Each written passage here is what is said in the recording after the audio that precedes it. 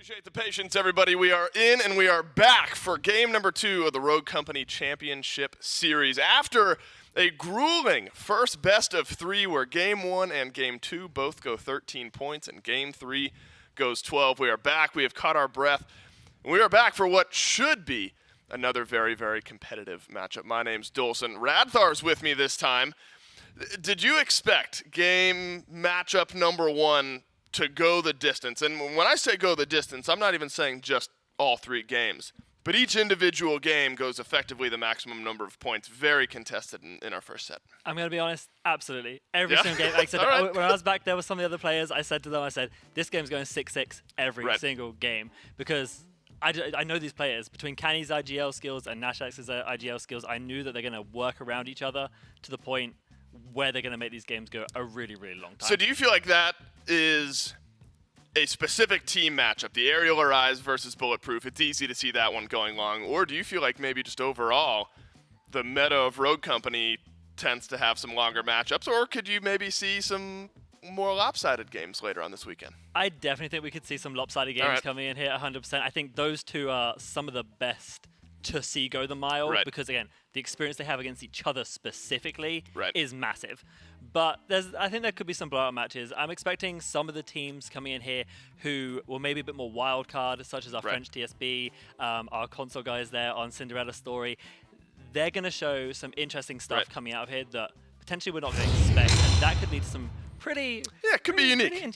Pretty interesting things. Could be unique. Pool A, we've already seen one of those matchups. That was Aerial Arise versus Bulletproof. We are moving over to Pool B now for Rome's Bandits up against Valors GG. Now, if you're a big fan of Rogue Company competitive, don't worry. We've got 5 more sets to go today. 5 more best of 3s, counting this one, Rome's Bandits versus Valors GG. We also have an alt stream going at RCCS 2, just the number 2. Of course, twitch.tv/RCCS2 has all of our secondary stream matchups there as well. So if you got 2 monitors, put them both up, and you won't miss a minute of the gameplay that we've got here. Yeah, we've got it right down there. RCCS2 over on that Twitch channel. You'll get all of our secondary stream matches as well, just to intake all of this massive Rogue Company land that we've got going here. So let's talk about this next matchup that we've got. Valors GG up against Rome's Bandits. Valors GG, this is Preach, Turner, and Bluffist.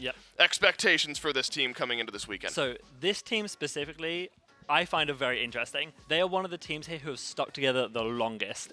All the qualifiers, all the pre-game warm-ups for the qualifiers, they were together. They played together. They made sure to learn each other's strategies. And they are some of the players who I think, and we'll probably see this series, will bring out picks, weapon picks, or specifically map picks that are unique to their team specifically. Interesting. Yeah, I think we'll get into it, but I think Glacier could be a potential here that I'm looking forward to seeing. And honestly, longevity of rosters is so important. You know, you see rosters that change so often, things like that. Being able to build up chemistry over time can be such a difference maker, especially come tournament time. Turner, one of the most important players, of course, on this Valors GG team, standing by with Atsoka now for the pregame interview. Well, hello. Like they said, I am here with Turner from Valors GG. First of all, Turner, how does it feel to be here in Atlanta? What's the comparison to, playing at your own house, in the comfort of your own home, to coming all the way here, being in the LAN, and being in person with all your teammates? Oh, it's a very exciting opportunity. Hi-Rez did a great job. I feel at home right now. That's how good of a job they did, and I'm just ready to get going.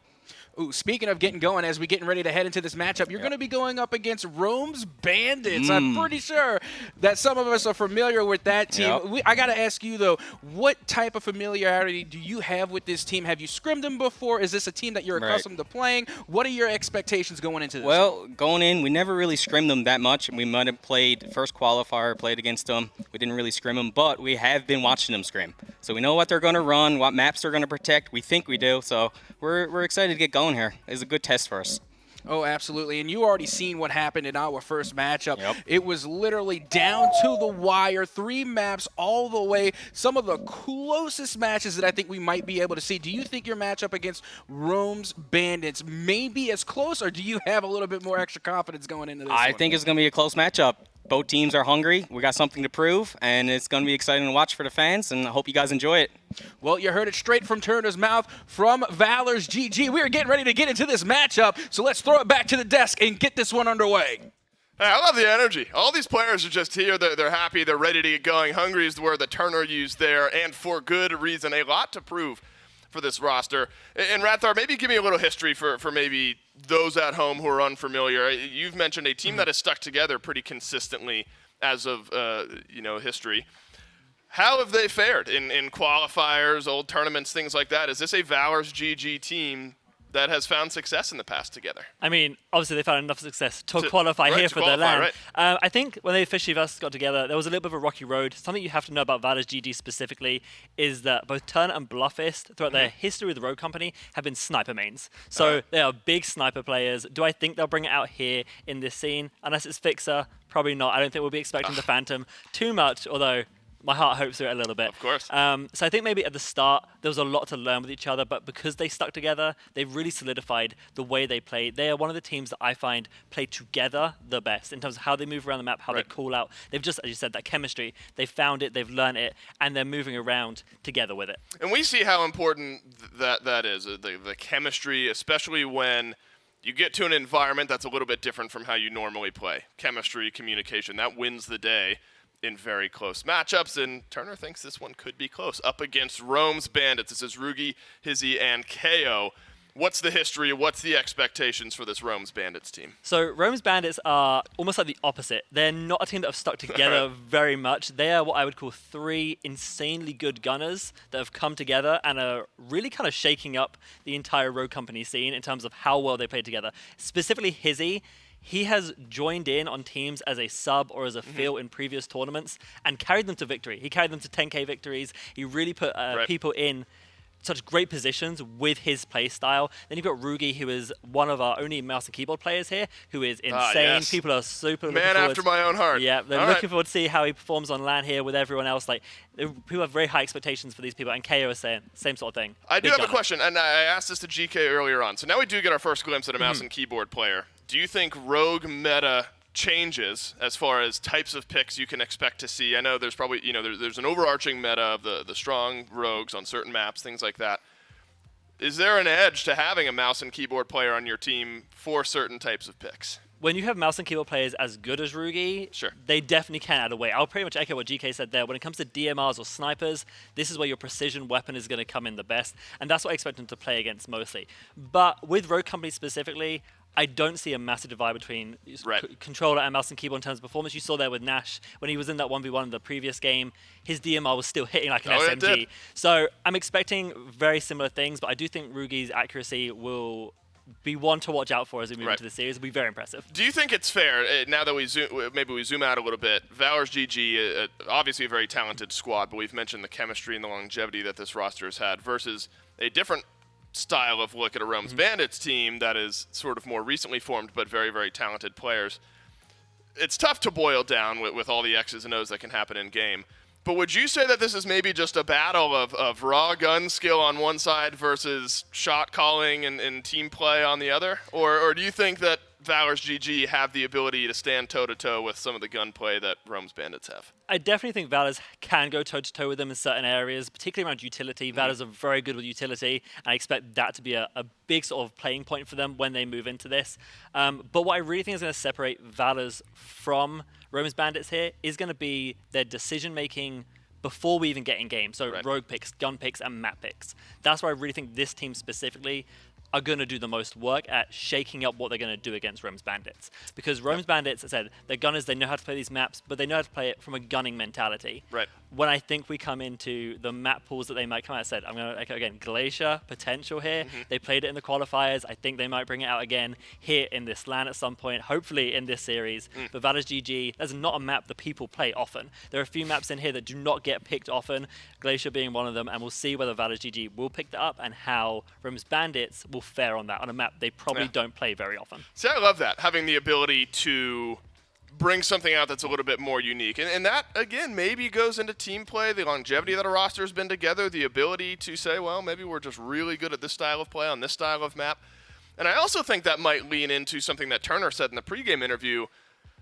that there's not a whole lot of familiarity between these two rosters, and maybe some of it leans into what we've talked about with Rome's Bandits. It's a roster that's formed somewhat recently, so you can only see so much. That could potentially give an edge to Rome's Bandits. You maybe have been able to hide a little bit. Valors GG, maybe a little bit more familiar with these teams. Do you think that comes into play at all? I mean, you're getting really into the nitty-gritty at that point. I mean, really splitting hairs. But the ability to maybe say, well, we've hidden a lot versus maybe a team that's a little bit more well-known. I definitely that could play a part into it. I think it's kind of unpredictable what Rome's Bandits might do because, again, they're these gunners. They're going to try and just play for picks, play for kills is what I'm imagining. And of course, they have a lot of the strategy elements from playing for so long as well. They'll feed in there. But I'm expecting them to force gunfights a lot more. And maybe Valors aren't aware of that. But as Turner said himself, they did their homework. They've been watching them scrim against other teams here in the tournament. And I do think they would have locked in what they think is going to happen. They said they got an idea of what maps might be protected or banned.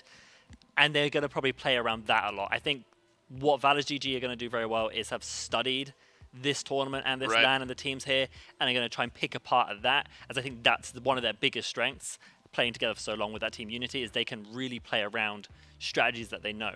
Now, if Rome's Bandits come in and really shake things up and just run at them, we'll see if Valors GG can handle that, though. And we see that in a variety of different esports where when it comes to tournament time, a team that has figured out the tournament meta, because we got like 3 days of tournament play here, right? If there's some unique strategy, unique style that one of the 2 teams or one of the 8 teams that we've got here has just figured out for this weekend, a lot of other teams aren't going to have the ability to adapt that and get ready for it and bring that out all that rapidly here this weekend. I can't wait to see the types of strategies that these 2 teams have around the corner. Game number 2 here in RCCS, day number 1, coming up right after this break. Appreciate the patience, everybody. We are moments away from getting into map 1 of set 2 of day 1 of the Rogue Company Championship Series. And Rome's Bandit up against Valors GG. Rome's Bandit, technically the higher-seeded team going into this weekend. Maybe it's a wildly simple question. They will get the first map pick, and it is Canals after Favelas, Skyfell, Icarus, and Factory all banned out.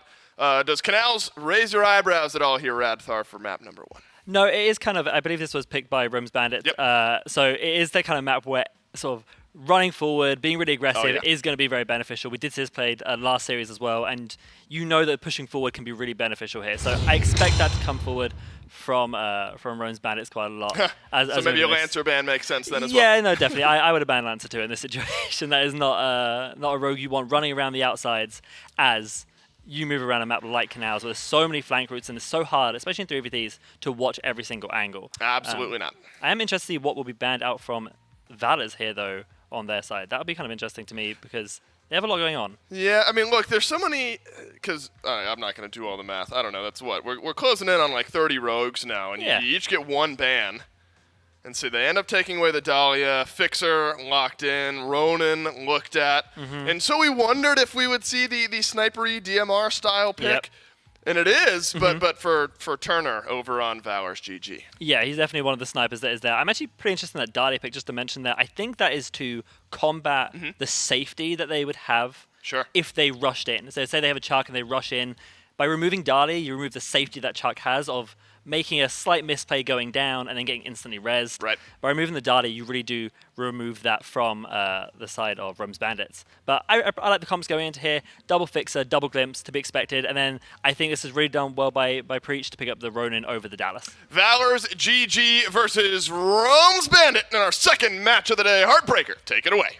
Hey guys, welcome back. Once again, it's me, Heartbreaker, but my co-caster's a little different this time. We have GK here with me to walk you guys through the action. And first, I got 2 questions for you. 1, how you feeling about getting here to cast? And second, what do you think about that Dahlia ban? Well, question 1, I'm in my element now. Yeah, now we get to talk about the game we love whilst we're watching it, right? Yeah. So much so, I've actually forgotten the second question. What was it? Dahlia ban, right? The Dahlia ban. Dahlia ban, actually, it really just comes down to not wanting the other sniper to have a res. Yeah. And that's what I think it is that when you don't want the other team to have that res, and so that's why I think they banned it. They weren't going to play it themselves type thing.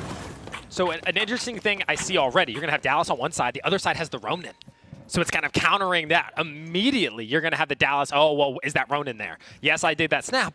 I don't know where the Ronin's at. That's always going to be in their head. It's always a big shakeup. And so I'm going to be very interested in that to see how that plays out. And this is a slower one. After the series we got, that first series, I'm very interested to see how this goes because that, no matter who won that one, it couldn't be an upset, right? Like that was going to be either team could win. This one, you have to say, Valors winning this, coming in from the 4th qualifier. You know, they came in at the last part. They were the first seed in that one, but they were the last one. And they're going up against one of the best, the ones that qualified first, you know, one of those first qualifiers. So it's going to be very interesting. This would definitely be an upset. Am I wrong? You're right. But let's not forget that team that qualified early. Oh, Dallas goes down to a Ronin knife instantly. I had to cut my sentence short there because that was big, right? And that's the Ronin we're talking about that is so lethal on this map. Oh, and the Dallas shots. You gotta love that weapon, right? The damage it can do over the range. Unbelievable. And one thing I wanted to add quickly, just to the brief before this match, is the fixes we're seeing here. Oh, yeah. There's a lot of fixer mains on this map, or sniper mains on this map. So I don't think we'll be seeing the DMRs in the fixer's hand this time, like we saw with Nash using the Deadeye. I think Rugi's going to use a sniper. I think Turner can use a sniper. Absolutely. And if Turner doesn't want to snipe anymore, Bluffist will then snipe, right? Oh, yeah. So this is going to be epic. That's probably the most gameplay. snipers we're going to see in one match, right? Yeah. Like, we got a lot of snipers. Half the server's a sniper. I think both teams are hoping that they weren't going to get it banned, right? Yeah. Yeah, this is good. And so there was that rotation. So early on, we got the pick. Hizzy went down. They were able to get him back up. And then they said, you know what? Let's swing. Let's go to A. We know who's here. They have managed to get over there, get that bomb down for free. But they did plan it safe. Ooh. So this is a spot where it's a little bit harder to defend. Dangerous positions. He tries to throw the C4, and it's never going to hit like that. Good cover from Hizzy, though. Rugi and Hizzy stuck in that corner. It's death corner, actually, on this map. Rugi realizing that and moving out, but they have to watch the bomb, and they can't let the res go off. Ooh, big kill from behind. They're going to trade it, though. 10 seconds left, 15 seconds left, maximum. Someone's going to have to hop and someone's going to have to cover. That's the only way I see this going through, right? Yeah, and this is tough because it's 2 versus 2. That's a lot of damage. He rolls someplace. He catches the wall and not able to do it. And Rugi drops down Preach. And now what are you able to do? I mean, you still got 2 players and you got to defuse the bomb. It's not going to happen. And that is it 1-0 here in favor of Rome's Bandits. And while it looked like it started with that early Ronin dagger, Preach able to take down a player, but they bounce back. They pulled a full rotation, say we're going over to A. They get it for free. That bomb goes down, and that retake just didn't come to fruition. And a huge sigh of relief for Rome's Bandits there. That's the first round for their LAN experience, right? And you just see Rugi going crazy. Peeking one way, hitting 80, peeking the other way, getting the kill. I mean, they were all saying, is Rugi going to shoot the same at LAN? You know, different setup, his mouse and keyboard. He's going to shoot better. And I've been telling everybody that since we got here. I hope to see it. I'm going to put too many eggs in the first round, you know, but we'll see what happens. I mean, I'm very interested as an MNK player. I know that going to a LAN is a little different. It's not just hooking up that controller, as we were talking about before, and just sitting down and playing. It is, what's the level of the table like? How much mouse room do I have? Is my keyboard tilted at the right degrees, you know? Like, do you bring that stuff out? So there's a lot to get used to, and when you get in there, you have a limited amount of time, of course, because there's other matches going on, but as we said, we knew they were going to be aggressive. We knew this is what this team does, and they are just already, they're through A. They haven't just taken A, they've pushed towards orange. They've taken short control. They have all of it, and now the bomb is down for free again. Do you think they'll hold this as aggressive as they did? Because they're planting safe every time, right? It's not an ideal plant because if the site is taken back, they can hot bomb, hold both the angles, right? And get the free picks as you try and stop the defuse. So the bomb plant is not ideal, and it's going to be interesting to see how they hold that. I do believe both fixers have their ults left, and there we see the smoke coming out, right? I think the reason he's going for that, oh, we got that first kill though. KO does fall there to Preach. That's a big one. That is a big one. That Ronin has come in clutch so far, and this time they're able to capitalize on it. He sees the player. Good damage, but it's in return. So they're both knocked down low. Turner swaps off the gun though. Those are going to take those close corners. Once it take that fight, does good damage again, but not able to do it. But on the defuse, and they do manage to get the defuse. Well done, Turner. Provides a distraction long enough that Bluff is able to stick that bomb, get the defuse, and we are tied up 1-1. And that's that plant you were talking about. They were able to capitalize on it. Oh, you can't see the bomb? We can steal that off? No biggie. But I know why they're doing it. Because you know Turner is going to be back there with that sniper, that DMR. He's going to be probably playing up for that default plant spot. Like if you try to plant right here in front of that door as we see in this, that's going to come back to bite you. And oh, that dagger. It's crazy because he actually swung the first time on accident. But ends up coming up clutch. And there's that defuse coming in with the distraction 1-1. And the thing is, to add to that, not only is the bomb invisible per se from where they're standing, the rogue diffusing it is also invisible potentially. So you might think they're not diffusing it. You might hear a sound cue and say, oh, they're baiting it. No, she's invisible. So you have to have some sort of utility left, a fixer of some kind. And as we can see, they've had their time at A. It's time to go to B. They've got their util, they've got their guns, and they've realized, actually, watching somebody defuse and not being able to see them do it, we have to go to the other bomb site. Try something different. That's one of my favorite things about watching top-tier players play is that they do make those adjustments all the time, each round. And there, we already see that he was completely revealed there in that, so gets punished for it. Rugi puts him down, and that's a glimpse out of the equation, but it's on the other side as well. KO falls to a dagger again, but it doesn't matter. Big C4, and we close it out. They bounce back Rome's Bandits to go up 2-1. I mean, this is completely opposite to the type of series you're watching that first one, game, right? Yeah, this is just instant fights, instant. And we knew that coming in. This is an aggressive team. Right, I totally agree. And we saw that in their qualifier, right? It was really, they were called Brothers United there for the people at home, if you don't realize or remember that. Rome DMV is now sponsoring this team, calling them Rome's Bandits. Great name, great. Oh yeah. Great thing to be doing, you know, sponsoring a team going out to LAN. And it's a slight change, right? Hizzy's now in this team. Instead of Inc. No, it was Galaxy Haitian at the time, right? Instead of in Brothers United. No, I think for the actual qualifier it was Inc. Oh, yeah. He played with him prior. Galaxy, yeah, he was Galaxy, and then he stepped out. Inc. came in for the qualifier, and then ended up picking up Hizzy for their one allowed so it's a lot trade. of changes in this team, right? Yeah, well, you still had the core. KO and Rugi have stuck together. Again, with 3, if you lose 1, you still, I mean, you got your 2 left. But they did stick. Inc. went out, and they brought in Hizzy, but he fits that play style. He's also a very aggressive player, and he's talented. They didn't lose a whole lot, if any, gun skill by making that swap, because Hizzy is definitely talented, and we see it again. The A-bomb site is free. Even after winning that round at B, they now decided to go back to A, because they probably think it was too obvious. Oh, he's going to get out because he goes invisible, right? He gets tapped, and he's like, just give me a second, I'll get out. Fixer ult is popped. And that's why you need a sniper in your hand, because he's hit him with a DMR, right, whilst he's planting. Could have sniped him. And I'm really shocked at seeing that Turner's playing with the DMR here, especially on this map.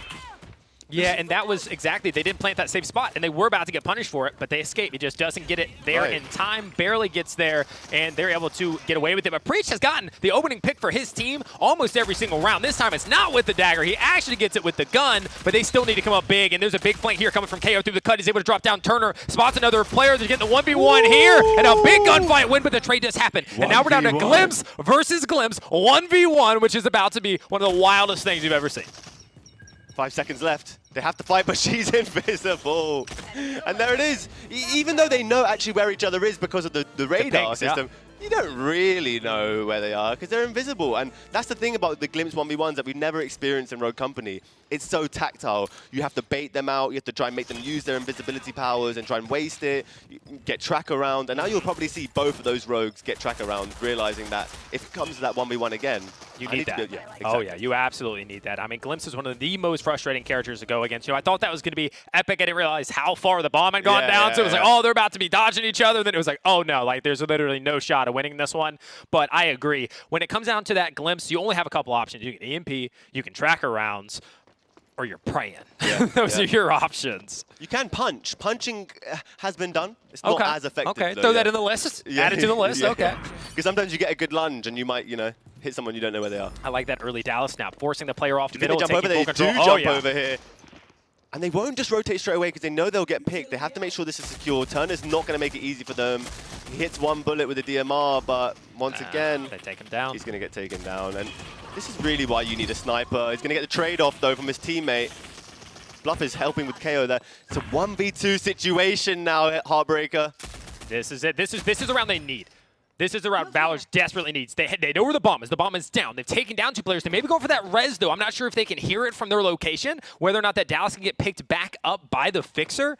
And they're just hoping and praying that he is. They're actually going for it, and he's going to get it. No, does he get it? He gets off at the last second. Doesn't get it, and he loses the fight 3-2. Valors is putting up a fight. But the aggression we're seeing out of the Rome's Bandits, rather, I mean, it's killer. You talked about it. The round starts, and they're on the other side of the map. They're in your spawn. It's been 10 seconds. They're in your spawn, but they get punished this time. Great play by Bluff to come around that left side, take down the most aggressive player, the one who might have overextended a little bit. He gets punished, brings it to the 2 versus 2, and they're able to drop that other player and bring it to the 2 versus 1 with that bomb down, which is interesting, that play, right? It's a play that a lot of pro players try and do, is jump over, snap, jump over, so you assume the guy who's on A is the guy you snap, you can just jump over and cross. Now, they didn't just jump over and cross. They tried to get the pick, and they got it, got traded out instantly, and then it got a bit sticky, right? And then you're just sitting in front of the enemy whilst they're in their spawn. The time it took to get that pick was too much. I agree. They went for it, which was fine.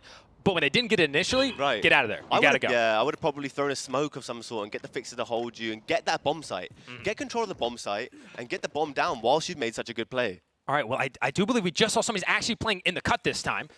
They might have forced out now that they know that the players have taken site control, but yes, we did actually have the player close. However, is he going to be going for this? Yes, he gets that C4 out, but he takes somebody down with the gun, finishes them with the C4, and that is a big opening pick. Yes, the bomb may go down. It's not even down yet. They actually didn't get it. Did they drop it, though?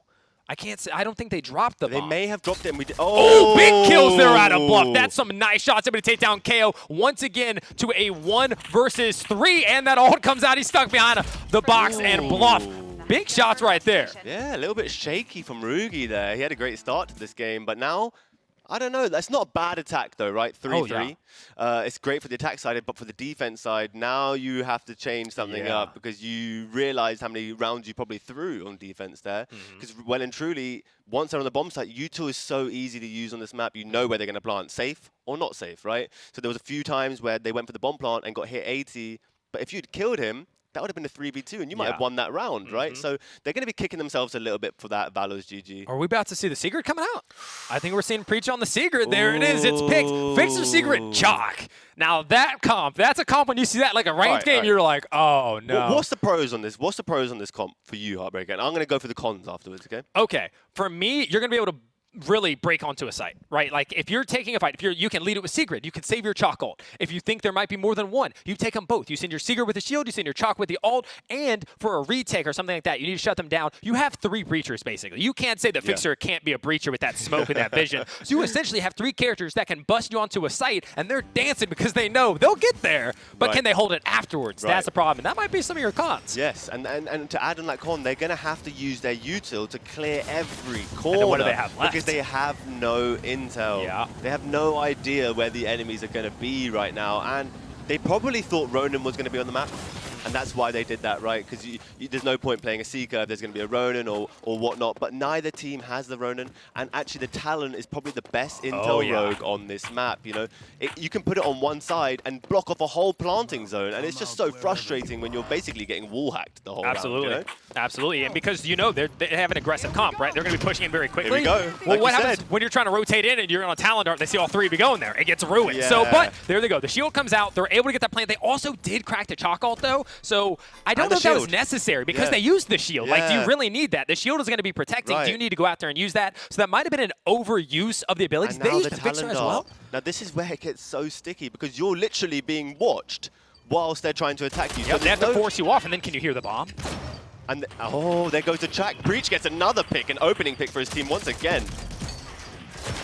Luck is going down. Enemies have been wiped out. Wow, what a hole by Valors GG. I did not expect that actually at all. We're going to be putting some respect on that name, I think, a little bit, like, you know? Even though they're revealed, they're still winning the round. And Preach. Opening picks. I'm telling you. Now, I think one of them has been with an actual gun, but he's got like 3 Ronin daggers, a Simtex. Like, he's doing work. Use what they give you. And if you got nades, if you got daggers, whatever it is, put him to use, and he's doing it. He is 100%. He's getting an opening pick for his team nearly every single time. Yeah, and you know, Ronin knife and nade. So now he's separating the util, so he can use that. He can say, you know, I'm not just a Ronin main. I can use any util. There you go. Simtexes. We got those. Yeah. Semtex is going to be lethal this tournament. There can be so many times they're going to get stuck, and then when they get stuck and hit the rest of their teammates, that's a brutal one. You know the comm, you rolled into me. That's the first comm you're going to hear, right? Rugi we see the sniper. Yes. Oh, that's Turner. Oh, it's Turner. Yeah, Turner. He's better on the sniper. No more DMR right now. He's going to be changing it up. And that's something that they kind of changed in the game is that you can swap between the 2 guns. This was a while ago, but this is different. If you played a long time ago, you're trying to get back into it, you can swap between the guns now. You can say, oh, I bought the sniper early. I'm not hitting the shots. I'm going to go DMR. And he swaps. He hits the body, cleans it back up. Big shot at it, Turner. Rugi falls as well. The question is, do they get aggressive on it? And they should. C4 comes out, able to drop down 1. They do get one of those reses. Can they get the next, though? He doesn't want him to get it, and they will fall. And they drop the other as well. It's all onto the chalk. They get aggressive and they take him down. Look at it. They're getting hyped there. And what a shot. Turner what a shot at it, Turner. That was incredible. And I guess he's now having the confidence to have a sniper because both his teammates have, you know, SMGs and they're just flying through. So really, he just does need to cover them. Good dynamic with weaponry there, because then you can watch over if you need to. They have the extra HP, they have the shields. You don't have to like really hold hands in this setup. You're going to be making those plays by yourself, or it's going to be the Secret and the Chalk making the play together. You're not really going with them. You're going to be there to try to seal off, get that smoke in for maybe if they try to defuse or something. And if you're hitting shots like that, keep it out. Keep that sniper. Yeah, for sure. That's lovely to see. And that quick scope was so epic on Rugi there. That's going to make him mad, though. Oh, yeah. And they're on defense. Let's not get this wrong. Now they lost that first round, right? So they didn't even have guns that round. They were trying to retake with pistols. Now both teams have guns, guaranteed, right? We'll see how it goes. Because it was a bit confusing. Nobody even tried to stop that bomb plant. It just kind of went through, right? And they came running out after from car as if they could do something, didn't check any of the angles, and Tournament took advantage of that. Absolutely. And here we go, because now they're playing more towards the safe side. We see that dart is up early. Like, oh, you want to push in? We know you're there. But I think they're ready for it because they're actually sending the bomb the other direction. So they have two players. Rugi's looking that way. We also have the Talon looking that way. But where's the other player? That's what we need to find out, because that bomb has gone down. But are the rotations back fast enough? You see, the Chalk had rotated as well. So that was extremely well played. Baited the players to the opposite bomb site, swing back. And now you haven't used any utility. You're in a 3 versus 3 retake situation. This is a tough bomb site to hold, though, and we're going to see the smoke come out, and then the Fixer's going to play it up, and whoever plays best off their Fixer here, you know, is going to win this round. It is a very... Ooh, it's a very aggressive site for the retake, and like I said, it's instant fighting. The Fixer gets a kill, and that's what happens, right? The Fixer's going to make this play happen, and now it's a 2v3 situation. It's going to be impossible to make this happen for Rome's Bandits unless they get a pick, and that's got to be Rugi with the sniper. It's not going to be an SMG at this point. They got two there, and they cut two, and he's the aggressive players. They were taking. Oh, actually, it is a bit of a trade, but it's not going to matter. 6-3. They are dominating this right now. These shots, and you see Turner swaps back. He hit the snipes last round, went right back to the DMR, and was like, okay, let's take these fights, takes him down. This is beautiful right now coming out of Valors. It's not what we expected. You know, I like these guys. I play with these guys. Bluff, I consider my duo, but I didn't expect this right here, right now. And they are playing very well. You know, just on seeding alone. Yeah. Just on seeding alone, you know, you would expect Rome's Bandits to have taken this map a little bit more seriously, perhaps. You know, not putting anyone to defend on B site just because they went A twice in a row. It's a bit of a rookie move. Yeah, it's the mind games, and they fell for it. Yeah. They sent that player there, showed on the dart. It's one of those things, right, where if you don't say it, it's not real. But everyone knows it could be happening, and when they were all staring at a wall for about 30 seconds, I know they knew in the back of their heads that someone was on the other bomb site, you know? Yeah, always have to worry about that lurk, and the problem is that when you have that talent set to a site and you think they're hitting there, you think, oh, we got it, we nailed it, we picked the right site. And they're like, well, actually, no, we're hitting the other one, the bomb's going down for free, now you need to get over here and stop us. This time, they move as a unit. This is the thing they did a lot in the qualifier. That side of Rome's Bandit, like, we see that they get caught off like that because a lot of times they will 3 swing one direction, 3 swing to the other, and they're pushing up with that roll and they drop the bomb. Just like you said, so many bullets just came flying at him and KO. He's not taking it. He's not taking an L for an answer. That was a quick retake if ever I've seen one. Someone got a bit too aggressive there for absolutely no reason. Absolutely. When I saw him rolling forward as the Secret, you have a shield out. You can't roll. You lose that shield. Half your your body is going to be getting revealed, and then you know he gets what, double, triple peak. Like I said, they were just so close together. He gets taken down, and you have the bomb. Like that's a misplay and a half. You're not only rolling while you have the shield out, so you're going to be more visible. They're going to have more places to shoot, but you have the bomb. If you go down, you've lost the bomb at Snowflake in the entryway where they have to run over there. Like, that's not it. Maybe he didn't know we had the bomb. Maybe there was a play call we didn't hear of. Let's just take Snowflake control. Who knows? Yeah. But that looked rough. It's probably misintel, right? That's normally what happens in this map, is that you think someone's there by themselves and they're just really not, because you can't see past the angles and the walls. And the map's so big in that sense, you know? It almost feels small because all the fights are kind of contained into places where you're like around a box left. But when you actually look back, it's a very long map. Yes. Yeah, on both sides. And the width of the travel, you know, to rotate and then rotate back is a really long experience. Look at the bomb going down easily here. But that was a miscommunication from me because that was instant death, and they're not going to allow it this time. I just assumed from the previous rounds that they were going to let that bomb go down, but not this time. They've learned their lesson. No, they're trying to be like, you know what are we good at? Being aggressive, defense, we're getting caught off guard. No. So if we know they're going there, force those fights and take them. And Rookie's waiting for that flank. It goes down. Now it's all onto Bluff here to try to clutch this one up 1 versus 3. They still have intel from the dagger. They just threw the C4. This is going to be a really tough clutch here for Bluff. And he gets revealed, so it just got a lot harder. They're going to jump up on him, try to hit this pincer maneuver, and he falls without taking down one. 5-6. They still have a 1-round advantage. They still only need 1, but it's not looking too good right now. This map is defense-sided, so the longer it goes on, the less it's in favor of the attack there, because the more, you know, the C4 is now double upgraded, right? You know, the fixer's now got padded as well, you know. They're all getting the things that make it much harder to plant, and as we've just seen, they tried to do the same thing again and get that bomb down quickly and efficiently. And they got punished. They got punished, you know. Everyone's got what they need at this point now, so got to take this 6-5 lead really, really impactfully and try and make it happen. There's not much more to play with. Right. 6-5. It's either 1 round and you take it, or you go 2 and you hope to get that one, or you're going down here. This is coming down to the wire. This is it. And this is what I love about Rome's Bandits. They're so focused on winning that even when they're losing, the goal is still there, and they take it round by round by round, and they have the players that will get to. KO was, you know, dying a bit much in the earlier rounds. He got the picks on that last round. He got all the picks, so they can make it up for their mistakes very, very easily because they're so good at the game.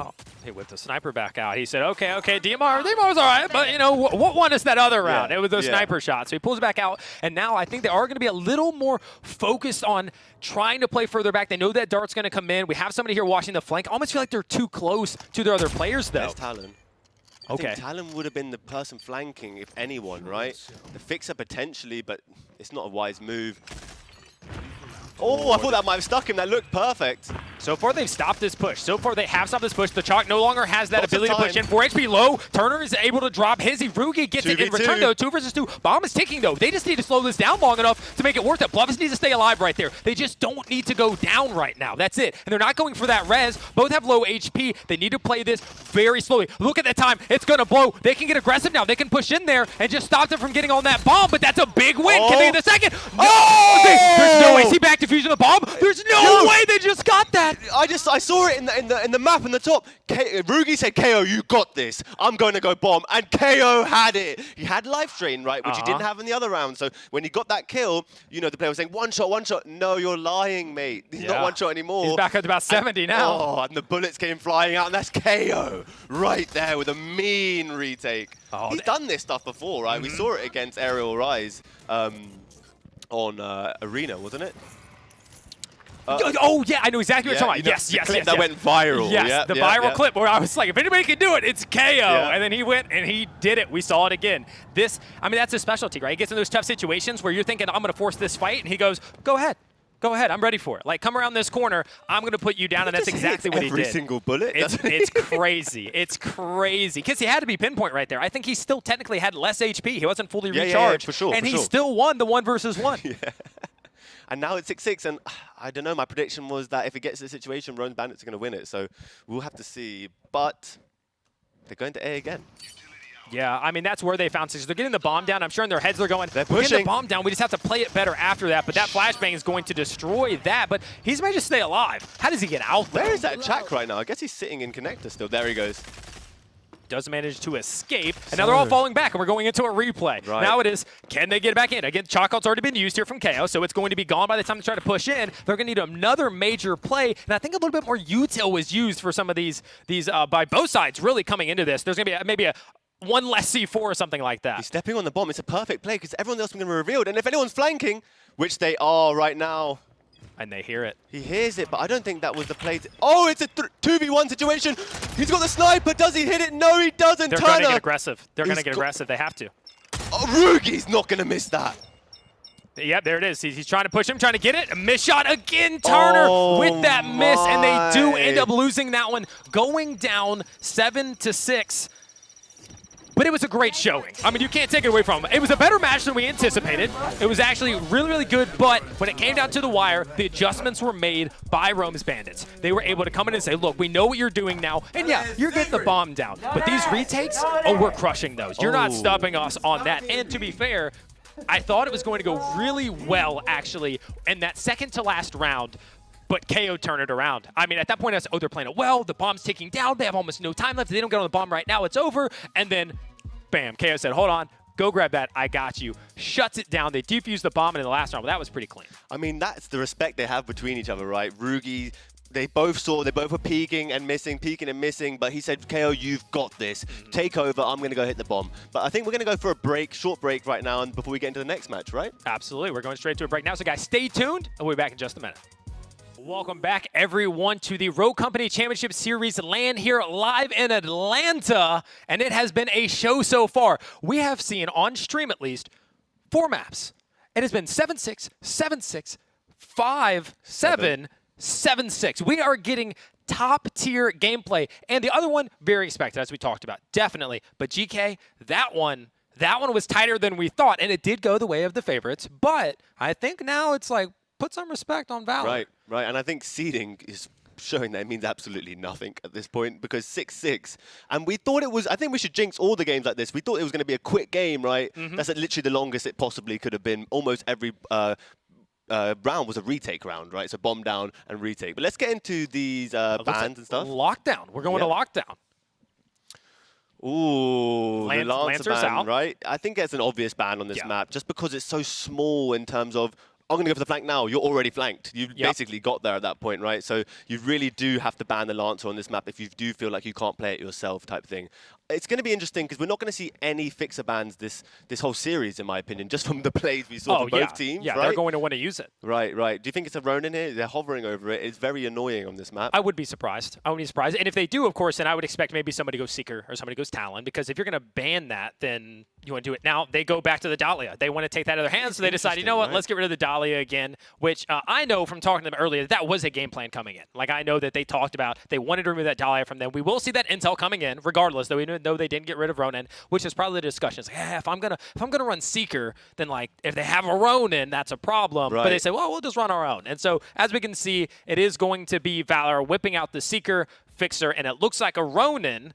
And the other side, well, that's going to be a mystery until I think, we get there. Do you know what? I think we can add to this point the whole reason why Dahlia is banned as well as another point. It's not only for the res value of removing it, it's also there's only going to be one person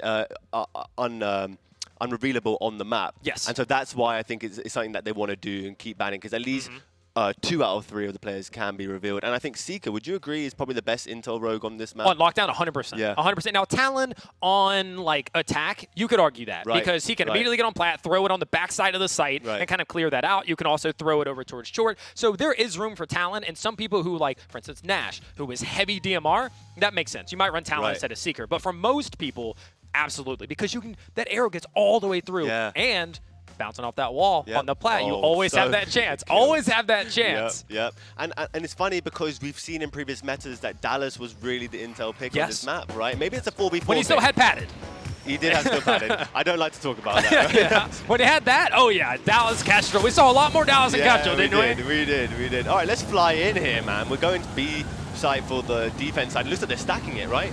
It's not a bad call from them because most teams will just fly B first round and just feel out the other team, right? And the bow comes through, and it's a fake, and they know that most teams do that, so they're gonna fake it, they're gonna bow, and they're gonna go outside here. Yeah, and well, I think that they revealed all 3, so that was the right call. They go, they're all 3 pushing, and the Seeker on the defense didn't actually use his. He just pushed up to pillar, but he got revealed. So they go, okay, Seeker's in there. We saw the guys over towards spawn. Let's get out of there. Now I think the arrow just went out for the defense, and I don't think it revealed anybody. So now they have no idea what's going on. They're still playing towards inside. The arrow went out, and they're going, nobody's there. We're all good. And it's just the fixer watching that direction. And since they haven't actually pushed up yet, he has no idea. Nobody has any information right now. It's interesting. I think the fix on the defensive side is trying to hold a bomb site, but the angle he's holding it from is not actually going to do anything, really. He's not even on fans at this point. This is going to be a free bomb plant if ever I seen one. And see, Preach tries to now get a better angle to help with that, and he's going to get picked. He should have got that much earlier when the team was rotating, I think. Yeah, I think that they were playing it just for the intel to be like, okay, they're outside, but it happens so quick. They get on site, they plant the bomb, and then like, you're still in the same spot. Like, you haven't done anything. Player gets dropped. They do manage to get that res, plus they would pick him back up. Turner has worked his way around there towards the left spawn side. By this point, 3v3 retakes on this map with that bombing so open. They could be all the way back on their side up there. They can be, I mean, there's just so many positions. Luggage up in the tower, on their side in the tower. It's just so tough in this, and they're already falling. There is a trade there. Bluff takes out Rugi KO with the Preach, and now Turner needs to win this one, but that extra HP has kept him in this one, but Turner's gonna win it. That's a big one right there, and they will get this defuse. And again, they will start up here doing pretty well here with a 1-0 start coming out of Valor. I've got to say, that's really confusing for me that they've just won that retake. They literally had 10 seconds left. Like, just go back. And I know somebody on that team, Rome's Bandits, are saying, just go back. I planted it for the spawn. The downside of the aggression is that sometimes it clicks and you can't shut it off, and you think we got this. And then after the round, you're going, wait, we didn't need to do that at all. Wait, why did I push him when he had to push me? Yep. Right? Yep.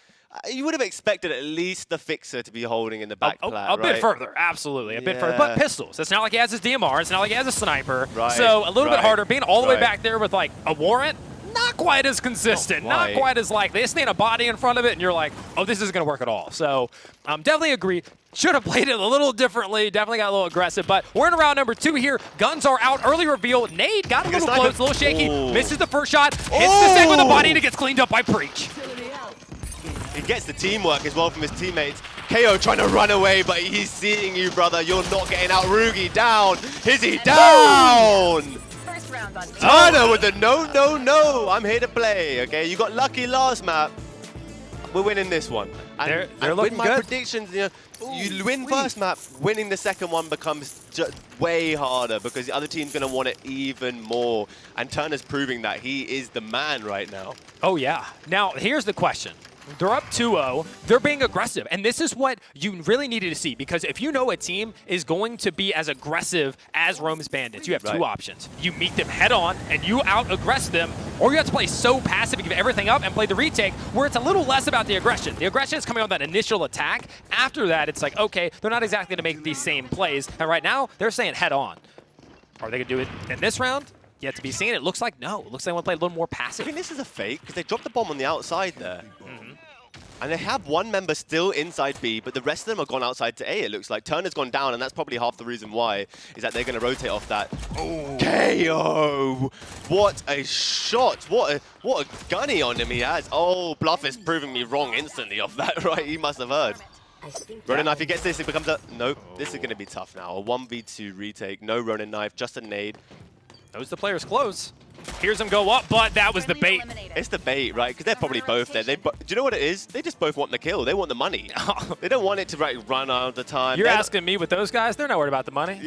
They just want to they got to get the gunny out. It's all pent up, you know? Well, that's part of it, right? We're at LAN. Everybody's watching. This is the time for your minutes of fame, right? You got to go for the glory and make the plays here. And some of these players are ones that were questioned. Like you said, people are like, is Rugi going to be, what he is on LAN and all that? Well, so far, they're looking pretty good. Like, they're hitting shots. KO, another one that people were like, KO kind of came out of nowhere. He's been just popping off, and it's like, well, so far on LAN, he's looking pretty good. And the thing is, KO really likes to run his mouth. He's a speaker. If you try and talk to him, he'll talk back. I'm not saying I have experience with that, GK, but I might. I might. I think he's had everyone by the collar at one point in this community because he's so good. Yeah. He can actually kill you every single time. So he's not afraid to talk his talk. If you can back it up, you got a little more leniency with it, right? It looks like they will be going out here towards this outer bomb site. The rotation's already in. He spots. Oh, but the timing on that is so unfortunate. You see him, he's not moving. You're like, all right, I got to line this one up. Steps out. You miss the shot. No harm, no foul. Nobody falls. Nobody, it's not like he gets traded, but that's one you wish you would have had. And for those at home who don't know, the tier is banned for this tournament. Yes. And that would have probably been a different story there if he had the tier. He would have just double body shotted him, right? And got that kill. Oh, but he rolled and hit that one. Misses the C4, gets the snipe instead. Not a problem. 2v2 retake. Can they do it properly this time? Rome's Bandits probably not by the look of where Hizzy is. Rugi going to cover, and now it's a 1v1, and he's going to go away. He doesn't mind if you retake. It's not a problem. They're calling the res. Oh, he just threw the C4, but I think he overthrew it. He didn't. It actually landed just in place to kill him and deal enough damage there, but 1v1, that bomb's taken away. Time is not on your side, and he has long gone. He's lined it up. He has the ranged weapon. Bluff is looking for him. Not going to fight him, but a lot of missed shots not going to matter, though. I think Bluffers looked a bit lost there. He really thought that Rugi was chasing him around the block. To be fair, Rugi moved very quickly. That was very quick. That's the MNK, right? They can just switch directions instantly, and he always does manage to get out alive, doesn't he? Yep. Yeah, that was great. Even I was shocked, and I was like, wait, where'd he go? Didn't he just throw a C4? Like, how was he back there? He ran forward. But that's the shot I was talking about. I missed that for a second as well. That was unreal. Turner might be the sniper of the tournament so far, right? So far, absolutely. There's no doubt about that. I mean, we really only saw DMRs. He's actually whipping that out. So 2-2. 2-2. I'm not going to lie, Rugen needs to realize this is a sniping map. Lockdown has such long lanes. Although it looks small, like the inside, it's the lanes are really, really massive, and the sniper really helps in this map. That's counter arrow, and they get all 3, and the other side doesn't get all 3 because somebody's actually going around that outside spot, and he's trying to take this fight. He wants to get, but nobody's covering his left, and very quickly they both fall. Preach's job was to stop that aggression from Red to allow him to keep sniping. He fails at that job, and it falls apart quickly. Big nade, but that shot, that's filthy. What a trade from Hizzy! Just to point out, Preach, I think he probably got flashed by KO there. KO probably flashed, popped his ult, threw a Semtex at the guy on side. I'm not saying it was easy, but you know, that was the job. It just made it real hard. Right, and I think you've got to expect that at this level, right? You can't just hold an angle for free. You're going to have something thrown at you. You've got to throw something back. You've got to tell your teammate on site, I'm not going to be able to see you in a second. I can see him lining up something to throw at me, and I don't think he did that round, right? And really, Turner's only option was step forward into that little cubby by blue or fall out. If you fall out, you're in the open. But if you tuck in that cubby, they got to use util. And it did look weird, right, initially. Like, he's been really aggressive on the right-hand side, but it's only because his left-hand side is... Exactly. It's covered until it's not. But another big shot. Turner is putting them down right now. And if they can get this bounce nade, it doesn't hit, but they're getting aggressive. But that smoke comes out, wants to counter it. He wants to clean it up, but that smoke was enough. They have managed to get out and block the vision of the player who had pushed towards that right side, and now they're already rotating out. But has Bluff seen anything? Has he called it, or are they just playing back towards spawn? I feel like they're actually just staying in spawn right now and trying to formulate a plan, because Bluffus is still playing so far up. He doesn't look like he's looking at luggage at all, looking back and forth. Oh, there he is. He's probably got the sound cues now coming in, right? And now this is going to be interesting because he's in a really awkward position. And if they now rotate back out and see, look where... Oh my goodness! I was about to say if KO makes it any further down the map, he's going to kill him, but Bluff... and the dagger comes out. They're down to the 1. The 1v3 here. It's all on to this final player. Those are C4, but they're going to take him down. 3-3. Another tight half. 3-3. Okay. How many more of these tight games are we going to get? Because at this point, every streamed match so far has been wild. Right. Whilst we got this halftime, quick question. Do you think it's because it's 3 versus 3 that we're getting these 6-6s, these 6-5s and whatnot? Is it because it's so tight and everyone's so good and there's so little players that one team can win instantly one round, one can win, and everyone's so good? Do you think that's what it is? I think it goes more, I think it definitely took away from some of the strategy and put it more in like individual gunfights and skill, which can either swing heavy in one direction or be really tight.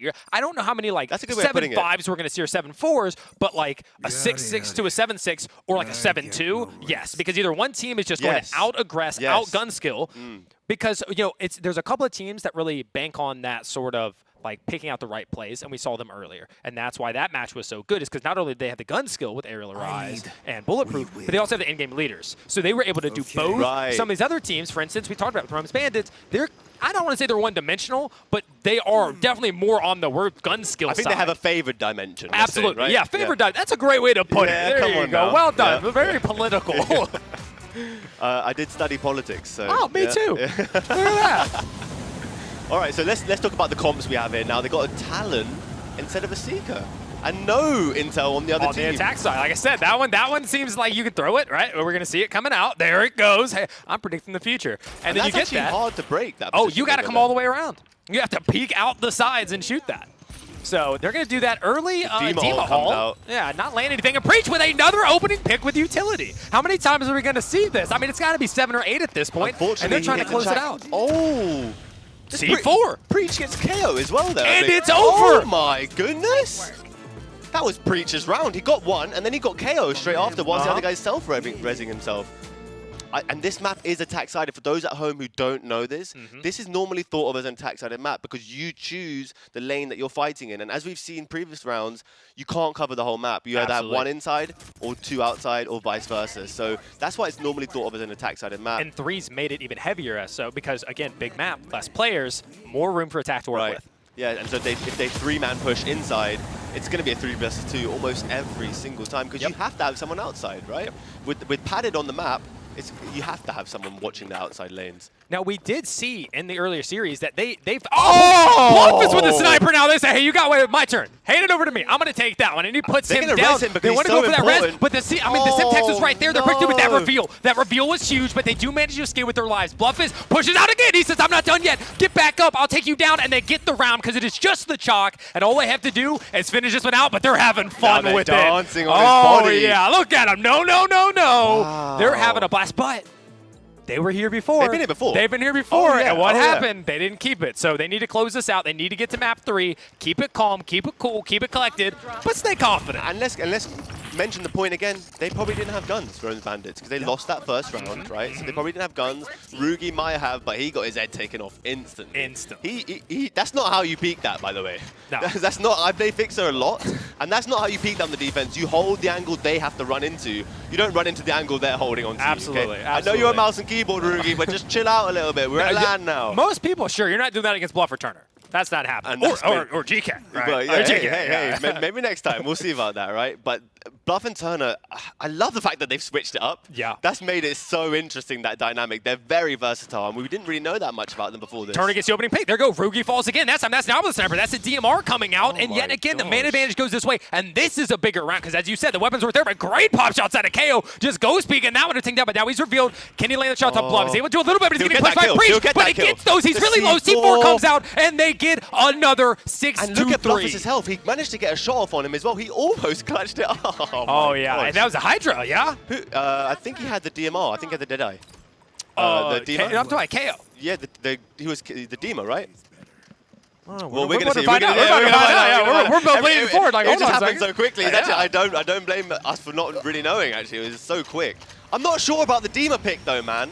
I'm not really sure about it. I know Rugi's a huge fanatic for it, but for KO needs life drain. I think they expected, if they've scrimmed, they might have expected the secret, and they thought EMPs. We gotta have EMPs. Do you run Scorch or do you run Dema? You're running Dema on this map, right? Like, you're not really doing that. You're correct, but like, it's just so easy to dodge that Dema ult sometimes. And I agree. It's for the EMPs. Like, that's basically, that's all I can think is they're doing it for the EMPs. The Dema ult's a plus. It can be used. And the nade's very absolutely. effective. And it reveals, right? You get reveals on that. So there's the intel aspect of it as well. Absolutely. I get that. And this is a full 3v3. They're not giving up the opening pick this time. They said, we'll stay alive. We'll just try to retake 3 versus 3. But they have to do it right here. It's 6-3. And there's Turner with another opening kill. And that's Turner straight through going a smoke, ham. Straight through a smoke with that DMR. We still have the sniper up. They might be able to get that res, but it's ticking time. It's about to be halfway through this bomb, and the pressure is on. They fall again. Turner drops KO. It's over. Like, at this point, you have to come up huge in this 2 versus 3. You're pushing towards the plat. He has cover. You're at 9 HP. Rugi, they should be aggressing on this. They should be aggressing on this. They're not doing it. Hazy trying to push up. Takes it. Breach takes him down. Bluff is low, but it doesn't matter. 3 versus 1. Can he clutch it up? He's stuck behind the box, and that is it. That is going to be 7. Was it 7-3? That was 3-3 that's what you were talking about, right? It's never going to be 7-5, 7-4, because you either win or it's going to be really, really, really close. I love to see the excitement on those cams when we go to those. I love that we have those because it is absolutely phenomenal to see those reactions. And it's mostly Turner, right? The other two, a little calmer, right? Bluff's kind of maintaining composure, just like, hey, we're not done with this yet. We haven't won this yet. First map. But when it comes to Turner, he's turning up, he's standing up, he's throwing the hands up, he's getting really aggressive, and I love to see that. I love that passion. We haven't seen that as much from the other side, and after that game, I don't expect it. No, and I'm just really actually so disappointed in seeing Rugi playing Fixer with a Deadeye. What are you really doing, man? And especially when Bluff is just taking your head off, you've got to switch the weapon And he's known for sniping. He's so good at sniping. Maybe we'll see that change after this, right? I do think that going into the third map, they're going to have to make an adjustment. This was a wake-up call. They barely won the first map. They go to the next, and they lose that badly. Map 3 is going to be something where they need to make some definite adjustments. They need to come out. We may see that sniper, and we're going to find out after a short break. So stay tuned. Map 3 is coming up. It's going to be a good one. Welcome back, everyone, to yet another map 3 in this event so far. We have had 2 matches on the stream so far. It's still very early. We still have 2 more days, a weekend of amazing row company, and we are already going 3 maps, 7-6. This was our first semi blowout. I mean, they got 3 rounds, but 7-3, and it was unexpected. We didn't think this was going to happen. Especially on lockdown, I really didn't think that was going to happen. Such an aggressive map. We keep talking about how Rome's Bandits are so aggressive. Yes. It just looks like Valors GG really had the upper edge on them on every single round. Even the ones they were losing, almost like they shouldn't have probably lost it, right? So what a great matchup that was, and a 3-7 game, probably one of the only ones we might see in this series, right?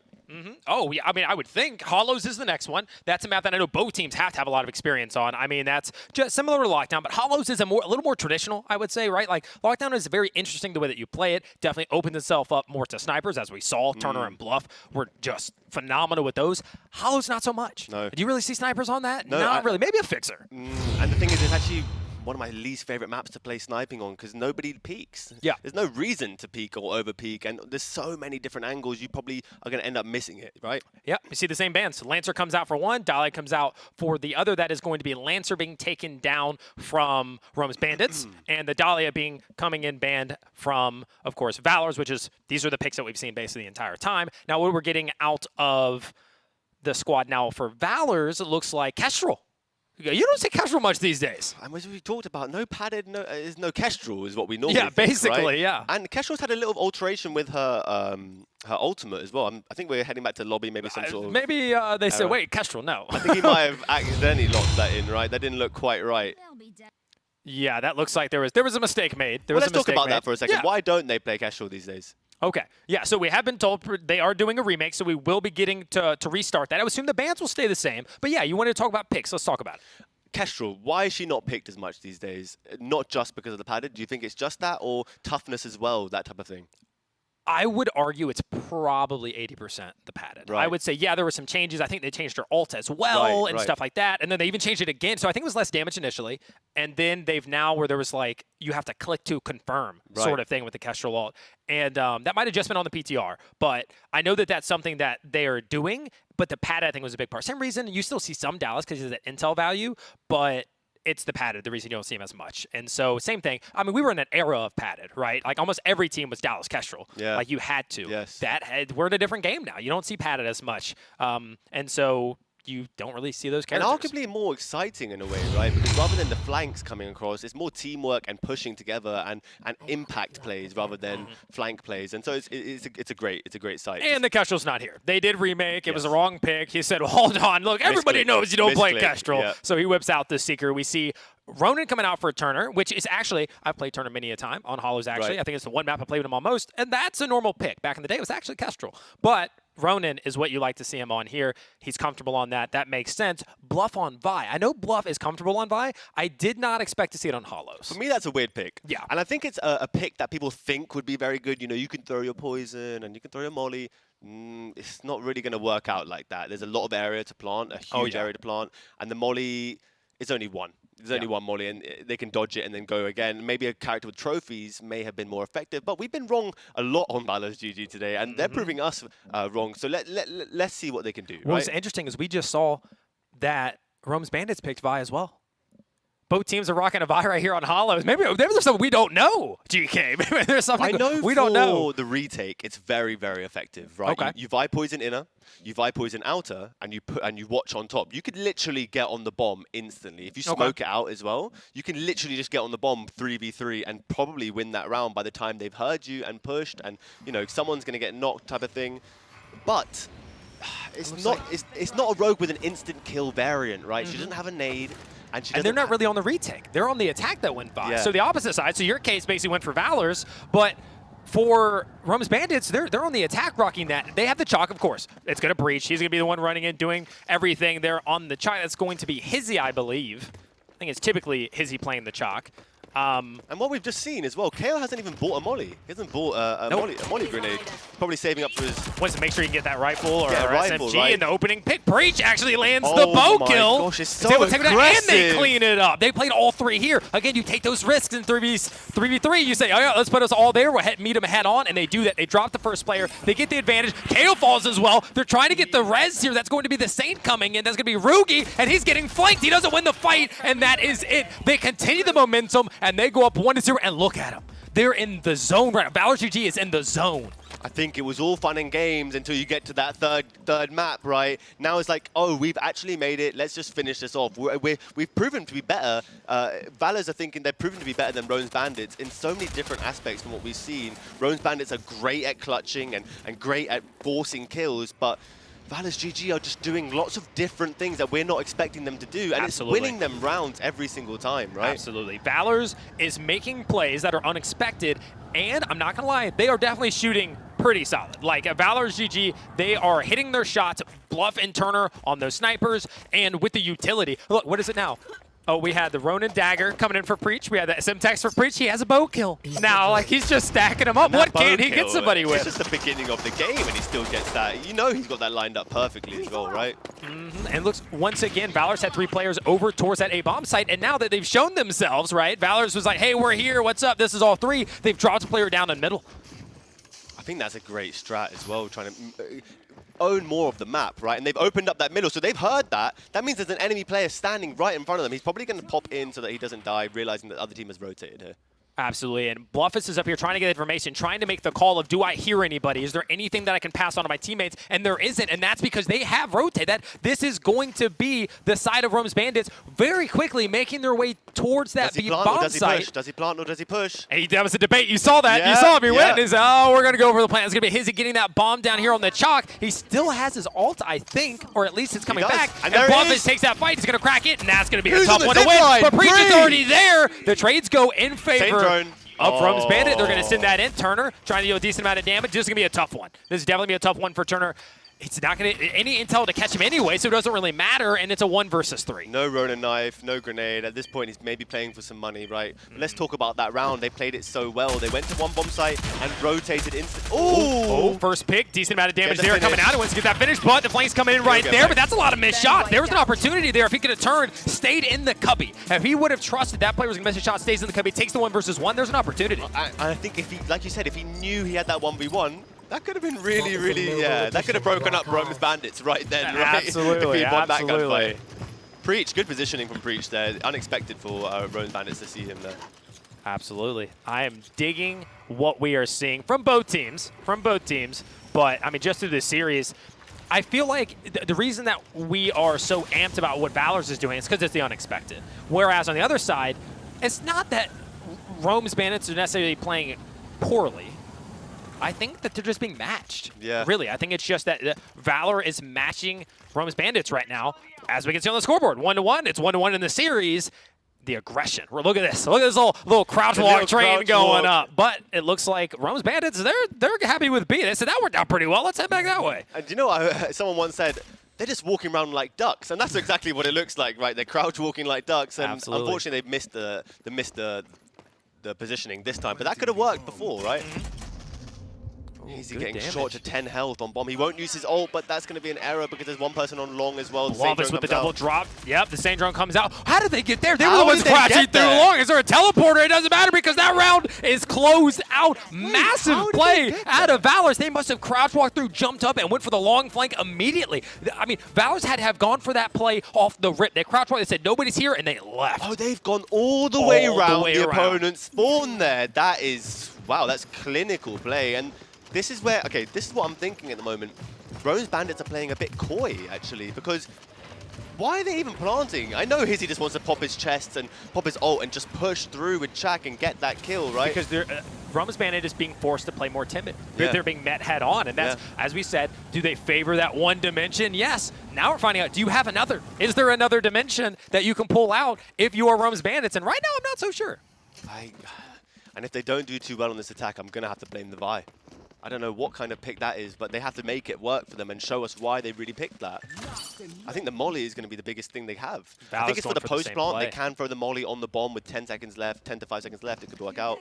Watch this right here. This is going to be so exciting because they've taken short control. Valors has taken short control. They did the duck walk in again. They sent the arrow to get that information, and they're holding that. So if they push into the site, they could get flanked immediately from either the long way around, this Rome Bands could fall, or they could just stay in the door. Valor's going to stay in that doorway. It's looking like they might actually know. Rome's Bandits might actually know because they're not.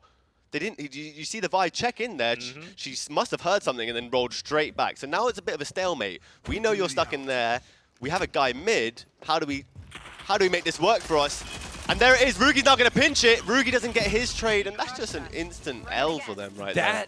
was perfection. As you saw, when they swung out, and my immediate thought when Rome's Bandits swung and Turner started to shoot from short, I said, oh, you gave away position too early. They're not going to do it. But it was to bait the player watching that flank because Bluff never turned around. He stayed watching towards the response side, and as soon as he swung thinking, oh, I want to pinch the guy here, he gets punished. They get 2 for 2, and that was perfectly played by them. And do you know what's interesting is that round could have been literally swapped over in terms of winning and losing if Rome's Bandits had shot Bluffis, who was holding Rugi. Yes. That could have been changed, right? It swapped to 2v1. Right. Yeah. Instead of trying to shoot Turner, who was shooting him, if he shot Bluffis, Rugi's guy. That's a tough call to make in that moment. Right. Somebody said he's laying shots on you, and you're like, I should probably get that guy. But total point. I think you're 100% correct. Hard to make that one in the moment, but here we go. 3-1 in favor of Valors. This has been quite the series, the unexpected series.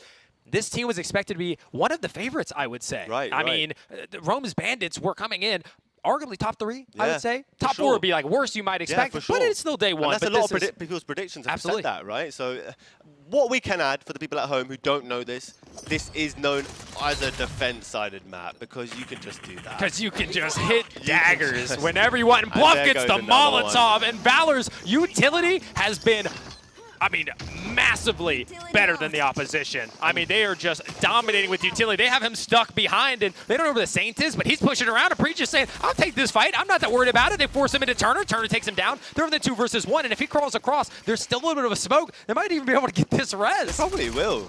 I think so. Oh, they got to stay covering. You can't back off here, Turner. You got to make sure they can get this up, and then you're in the 3 versus 1. I mean, there's only so much you can expect from a Saint in a snowman costume, right? I mean, truly. He's not going to get that trade-off and finish it and get the other guy as well. He hasn't got the util for it, potentially. He's probably bought fast res, hasn't got a double upgrade to C4. He will win his gunfight if he didn't have help behind him. If he didn't have help behind him. That's true. I'll give you that. You hit him 90 and then suddenly died, right? So, a defense-sided map, 4-1 for Valors GG, 1-4 for Rome's Bandits. What would you change for Rome Bandits right now going to the final round of this half? I think you have to change the mindset. Right. I think, well, we talked about this. They're aggressive. That's what Rome's Bandits do. They're aggressive. That's getting shut down. They're being met head on. I love that out of Valor. You have to figure out what else can you do, or you have to double down. You simply have to be like, you know what? They're being aggressive too. We can win these gunfights. Let's go more. Let's not slow down at all. Let's not pull out util. Let's just straight up go. That's your options, in my opinion, because what else can you fall back on? I don't think anything at this point, but I mean, potentially slowing it down completely. We haven't seen it go into the last 30 seconds of a round this whole game yet, right? It's always over before that point. And Valors GG aren't going to allow it. They're just absolutely taking them out when they get any opportunity to do so. I'm at a loss for words because I'm going to say it now. It's not like these rounds are close. No, these are blowouts. Not they are getting absolutely destroyed, and it's not over, right? There's still hope, but it's not. I mean, it's not pretty. You can say when the rounds are going back and forth or whatever, oh, this is a great match. This is not a great match thus far. I mean, this is one team, Valors, basically saying, hey, Rome's Bandits, take this out. Yeah. I do maybe think it could be the defense-sided of it, and if Rome's Bandits do play Ronan, then they can make the most use of that as well for themselves. Valors GG looking like they won't be using any intel, assuming that the opposing team will have a Ronin on it. They got the Sigrid. Sigrid. Now that's a great pick. And that's something I maybe would have picked over the Chak just because you can get the bomb down and you can, if you're getting pushed and you're weak, just pull out the shield. Absolutely. Right? You've got a whole shield, regain your health, use a stim. Yep. Whereas Chak, you have to move forward and push, right? And so that's maybe where it didn't work. Decent counters though. You got the Scorch, you throw a Molotov on it with EMPs. You got the Dima, EMPs. So they're going, go Sigrid. We're throwing EMP after EMP after EMP at you, but it only takes 1, and then they go to 6, and then it only takes 2, and they've sent you with an 0-1 record. So I do really like this defensive comp. Though. It is not bad. It is definitely not bad. I appreciate that, and it can allow them to be passive or aggressive. I think that Rome's Bandits can literally take this and push up with Scorch, get that intel with Seeker, force people out with Dima. Like, it's a good comp. Yes, it is. And this round specifically is so important. It means which team will have the guns for the next round and probably win that round as well. When you get to this level of competition, that's normally what happens. If you have a gun and the other person doesn't, you win the gunfight, right? Absolutely. So we're probably going to have to... They're going to probably rely on the Scorch for the Scorch ult and the Molly. That should be a free pick every single time. The Dima ult should be a free pick as well. They'd probably save it for retake if I was them. And that's what they'll do. Rugi, unfortunately, is that Rugi using his... no, it's not. It's going to be Turner on the Fixer using his ult already, just to help get the bomb down. So fair enough, that did work out for them. And now the retake comes underway. We see the Scorch and the Dima pushing middle here. Does he have the Dima ult still? Breach and Bluffers are getting hit in the back. And this is when they should be going. Somebody's got to be dead here. There's two of them. That's what we're talking about. Rome's Bandits pulling it back right here and now. Somebody's going to get on the bomb, and there it is, right? Plenty of time there. They did it nice. Talked about that first round. That one, yep. That's a big first round. They need that. 2-5. They need that momentum. They did get the bomb down, so they can have a little more money on the side, the attacking side of Valors. Yep, so, correct. not too much of a loss. They still have a lot of cushion. Still 3 rounds between them. But sometimes all you need is one. And then you get in there, you find your groove, you get your momentum, you're on a new half, new side, refresh, get reset, and they don't look like they're that distraught, right? I mean, we know some of these guys can be pretty emotional. As you talked about, KO and stuff can definitely go 0-100 real quick, yes. But if they're able to maintain that composure and they can bounce back and say, hey, we're still in, but that scoreboard's rough. I got a 1 and a 2 downs on the bottom 2 people right there. That has to change. Yes, that does have to change, especially for the team they formed on the basis that they all get kills, right? So absolutely. it may be a bit of LAN jitters, yeah. right? Not everyone's been to LAN, not everyone's played at this level at LAN, so that may be the case. And this round is going to be heavily important again because it goes to 3-5. It suddenly is a game. Absolutely. It's suddenly a game all of a sudden, right? So. And we saw what happened before when it went 3-5. And there you go, there's the opening pick straight away for Hizzy. Now that he can push them whilst they're running at him, it's a whole different story, right? Absolutely. I want to see, right there, I would have loved if Valors would have been able to get in there and trade, because they got him down low, 37, and now, that sort of play, that's a hero play. That's just hoping that you're going to get in there and break through something, but the defense has you pinned down. Another player is watching his back right there. I'm not sure who that was, but he had all the cover in the world, and at this point, they're back in it. Yep. 5-3, I think now is where we see the specialist side of Valors GG. They're going to focus up, going to slow it down, and they're going to do some weird play. They're probably going to push B, act like they're going there, and then send someone on a hike to B to A, right? And that's the type of plays that have been gotten them this far and this many rounds so far. So let's hope to see that from them, because it's actually been really great gameplay from them in that sense, the way they've been mixing it up to what we've not seen before. Agreed. The other thing that we can point out, that arrow is almost always going to go off at A. The Seeker is almost always going to go A and hit that, which means that if you're the lurk at B, you're safe. You're safe. If you just delay it, right? You stay up on the wall, you don't get hit by the arrow, you drop down, then you show pressure with 2 people, you can still have your lurker. You can still have that person go over towards A, and this time it is going to be actually, I'm sorry, I meant towards B. They're going towards B, but the player's already there. They've already taken up short control. Did they cause the rotation? Is this what we're talking about? Have they shot back in the other direction? And all 3 rotate. That's all 3 there. Oh, he shot his grenade out of the air, I think. Bomb's going to go down. Fixer ult used. Now it comes a retake. 2 going to go inner. It's dangerous inner. That's a nade. Probably wasted nade. I would have saved that for a little bit longer. Oh, Bluff manages to save his life right there. There's a trade, but at this point, not looking good. Bluff down to a 1 versus 2 situation. They may even be able to get this res back up. I would if I was them. They're going to get the arrow first. They want to reveal. Is he there? Are we safe to be able to get this? Going to be watching over. Has he climbed up middle? There he is. He is right there, but he's going to let them get that res off of it. Oh, and it clips the wall. Bluff in a really tough spot. They're going to get aggressive here. They're going to take that fight. Not a problem for that sort of situation. They take it 5-4. They're back into this one. Minor shakiness at the start, but then it was all Rome's Bandits. I'm loving to seeing Hizzy really playing in his element, and this is what he loves to do. Is someone's weak, I'm going. I've got Scorch. I can kill people with fire bullets. I'm going to win my 1v1. And that's how he's always been good at playing. I will say, there was a slight chance that Bluffers could have won that, right? The Dima was looking the wrong way. If he'd crouched and went towards the bomb, he could have probably thrown his Semtex at the bomb diffuser, and there would have only been 5 seconds left in the round, and he may have won that. So it's unfortunate, because that could have been really his round and his moment. But we're going to 4-5 now, and like I said, if you win that first round, you get guns. You win the second round, you have guns over them. And now we're hitting to the 3rd round. They won that 4-5. Suddenly, they're on defense, on a defense side of the map with only 1 round in it. And this is what we've seen from Rome Bandits so far. And I hope it's a theme we see all day and over the weekend, is that they can bring back anything. Yeah, and, they need that. Again, a lot of question marks around them when they were coming into this one. And if they lose this, it's going to make it a bit worse, right? People are going to be like, whoa, what are you doing there? Because, again, they're expected to win. But opening pick right there, Rue's able to get a nade kill. They do get and that'll be the Bluff back up. But Rugi puts him back down. So that's 2 onto Bluff right away. EMP. Yep, so the shield's gone already. He's forced back, but they do have full side control here at B. I mean, if they get there, they have it. just a matter of can they get there. Hizzy's already rotating in. Could come behind this secret. Even if they get this kill, it's Punching going to be it just Hizzy for farming damage back. and- Hizzy comes around. They should be able to get this res. And then it's like, we're in the same spot, but now you've lost a player. It's all, or rather 2 players. That's it. It's a wrap. As I'm saying it, Turner's last man alive. He's taken out 5-5. We're back in a tie game. And now. Oh, Rugi with the moves. Rugi with the moves. Now we're seeing it from the other direction. Okay, now they're coming into the element a little bit. I'm telling you, it must have been the pre-land jitters coming through a little bit onto the stage. And now, Rugi's warmed up his mouse and keyboard, you know. Hizzy's found his rogue. It's more of a scorched rogue where he can kill people rather than a Chak where it's do or die, right? So, I'm loving it. And the EMPs, like you said, that Sigrid was out of commission instantly. Whereas she would have normally held that angle, she had to run away, which is not normal for a Sigrid. You hear his shields up, and you're like, oh, Shield shields up. down. Shields down. Yeah. Hold that EMP real quick. Yeah.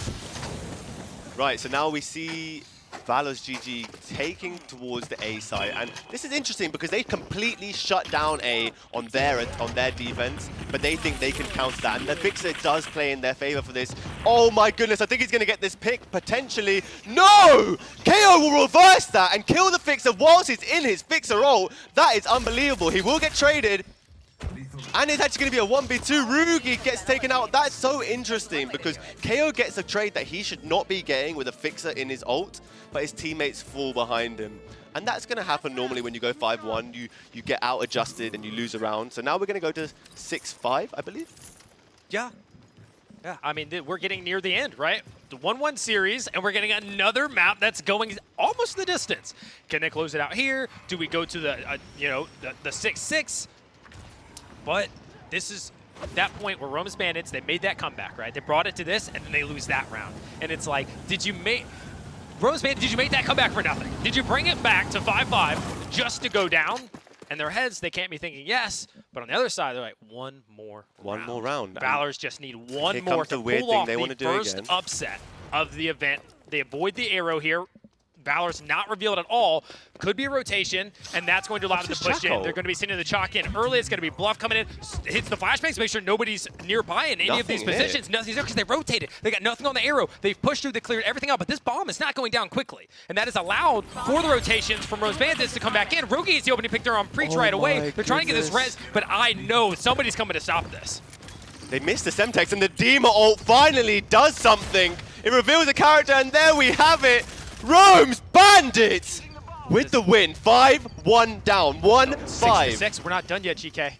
Oh, it's 6-5. Yeah, it's 6-6. I already pre-predicted it. Yes. Did you just give the caster curse though? Oh, they're gonna. I might have done that to them. Yep. We're at 6-6. 6-6. Well, either way, 5-1 to 6-6. They've done amazing so far. Find out. Was it all for naught? You keep saying that, That's Heartbreaker. You keep saying well, you it. predicted them to win. I got to take the counter stance, right? Listen, I feel like we're in a position where you want one team to win, and I want one team to win. I want the best team to win. Okay. That's what I want, you. Okay, we're just here for the best road. It's Valors GG versus Rome's Bandits, Heartbreaker versus GK. Oh, well, we got a little battle going on here. We're going into the final round, the third map, 6-6, because that's what we do in Atlanta, apparently. Yes.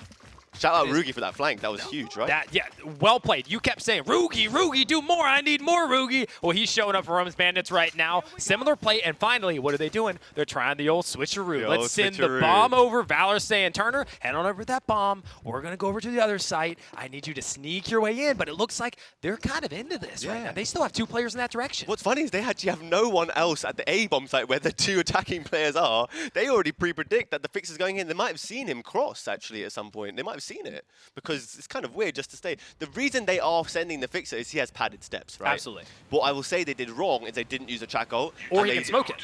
He can throw the smoke and just get in the site regardless, right, you know? Right. Oh, because there's no Fixer on the opposing team. Exactly. Yes.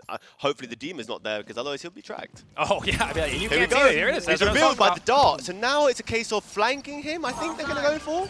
Doesn't matter. He gets EMP'd out. again, so he's revealed again. 5 more he's seconds. falling back so far. They knew they have to commit to so much. He's literally running into players right now. He's going to have to go forward. These are his teammates. He's safe. They have all 3 along. Valor GG has completely taken long control, and now that they're going to be able to clear short, it's going to be Rome's Bandits clearing short. They're going to know exactly where they're at. They're all towards long. It's going to be all of Valor's towards long, unless they're flanking around towards middle. They don't know that until they spot all 3 players. Rome Bandits is going in blind. All they know is somebody's probably back there, right? And he pops the shield, pushes out to get that information, sees the defuse, tries to stop it, but they get it! They defuse the bomb, and Rome's Bandits pull off the ninja defuse behind And that's all three players That's why I alive. was so confused. I thought the enemy team was coming all long, but the whole team went long. That's why I was so confused about the placements of them, because every player on long means nobody can see the bomb. Exactly. The way that they had planted that bomb, they had to commit. There's no little shoulder peek check. You have to full swing from that, and that is a tough way to go down. You fight tooth and nail. You force it. You're the underdog. You take it to map 3. You go up 6-5. You bring it to 6-6. You give up that round. You get the bomb down 3 versus 3 retake, and they ninja defuse. I don't think anybody was down. No. It was still 3 versus 3, and they get that defuse. And the funniest thing is, but that was we saw the Sigrid with the shield up, wanting to shoot, but knowing that you can't actually do anything. As soon as you peek out to use your pistol, 2 players in front of you. You're just going to get headshotted and killed, and that's exactly what happened. The only way that works is if all 3 peek over, swing out, and fight at once and hope that their bullets go past and that the other people fall as well. That's your only shot. Right. That's tough, but we have to say, fantastic performance from both teams. Valors and Rose Bandits showed up, put on a show, gave us another amazing map 3, 7-6, and we have so much more, but before, we're going to throw it back to the desk so they can break it down. We've got ourselves 2 best of 3s and 6 total games played. Another 3-game set, and another one where all 3 games go pretty long, except for a slightly shorter one there, sandwiched in the middle. Rome's Bandits, though, able to grab the win in our second best of 3 of the day. Rathar, we got a little bit of everything in this one again as well. The very first game, individual map of the day, we saw that trade out, no bomb down, defense ends up winning. This is a ninja defuse. No one ends up dying at all in round 13 there. In Rome's Bandits, I mean, think about the comeback they already made going in there in game 3. And then to win it that way, honestly, for Valors, that's got to be a mental check moving forward in the weekend for them. I mean, 100%. That's a rough one to lose, especially when you feel like you adjusted your strategy perfectly. Right. You sent the fix around. You got the padded steps. You waited for the perfect moment for the rest of Rome Bandits to rotate to the other side. You got the bomb down. Smoke was there. You got out. And they just went a little bit too far, and it's soul crushing, honestly, to get that defuse. They even swung round at just a couple seconds too late on that defuse, and it was there, secured there by Hizzy. So that was a very, very intense last round. And I, when I say mental for Valor's GG, obviously losing the overall game in that way, maybe you call it a communication shortcoming, whatever it might be. But really, it's the fact that you're up 5-1 in the map in general. You need to stumble your way to a couple more point wins, and then you're cruising on with a win in pocket. And the fact that it was such a big comeback there for Rome's Bandit, I think equally a mental boost for Rome's Bandits, as it could be now a mental check time for Valor's GG. So no upset in this one, though it did get very, very close. An updated, or a relook back at the standings, rather, for Pool A and Pool B. We had one matchup earlier on in Pool A that we got to watch. That was Aerial Arise versus Bulletproof. We were back over in Pool B for this one. That's Rome's Bandits and Valor GG. We will jump back to Pool A for Right Turtle up against Aerial Arise to end the first half of our day over here. And so I look back at this one here, Radthar. We'll go to an interview in just a moment prior to moving on to our third set of the day. Is this an expected win for Rome's Bandits? It's close, but were they expected to win this one, in your opinion? I think, in my opinion, it was an expected win. Right. But I think Valor GG put up a really, really good performance up against them. And honestly, it went down to the wire at the end, as we saw. Right. But every map, again, other than that one sandwich in the middle, that lockdown in the middle, was very, very close, very, very intense. And I think all players in the team should be really proud of themselves. They put up a really good performance. But yeah, I think that was probably the more expected result. Right. And we saw how the sort of diversity between teams that play together and teams that just have that raw gun skill matched up there well. Well, look, more rounds, gets the hands more warmed up. That's an easy way to spin this one. Rome's Bandits grab themselves their first win here in the RCCS. Atsuka standing by for the post-game interview. Well, hello. Once again, I am Captain Atsuka, joined by Rugi from Rome's Bandits, who came and clutched to get the dub all the way in Game 3 with the ninja defuse of all things. Rugi, how are you feeling after that nail-biter? I feel amazing. I just got to give thanks to my teammates. They popped off. They did amazing. I can't believe it. You know what I think was the turnaround, and I got to ask you, of course, during that second map round, y'all kind of went down to, to the other team there, and it was kind of like a momentum shift. But once I saw you go in round 3 and you started doing the little dance, you started feeling yourself, I was like, this team's going to be taking home the dub. You just don't have a flow like that. You don't bring the charisma like that and then fall through. Once you started to feel your stride, did you know you was going to win after that? I just got to get my teammates hype. Once we get the confidence to be able to perform, we're going to do amazing. All right, now another important question. Of course, after y'all fell the first time the Valors GG'd, that's when y'all realized y'all had to change things up, started to adapt. What type of changes did you make going from that lost to getting the win? Like I said, we just got to keep our cool and keep our confidence up. We know we like that's not really our map to say, so we know we're going to have to take it on the chin. But like I said, we can always perform if we have our confidence level up. Now, the last thing I got to ask you, that ninja diffuse, like we rarely see it in Rogue Company. It does not happen often. How does it feel to be able to pull that off, and how did you pull that off? On Canals? Yes. It's that teamwork, baby. Always, always. Well, you heard it from the man themselves, Rugi from Rome's Bandits. Teamwork makes the dream work. And speaking of, we're going to give it back to the team on the desk.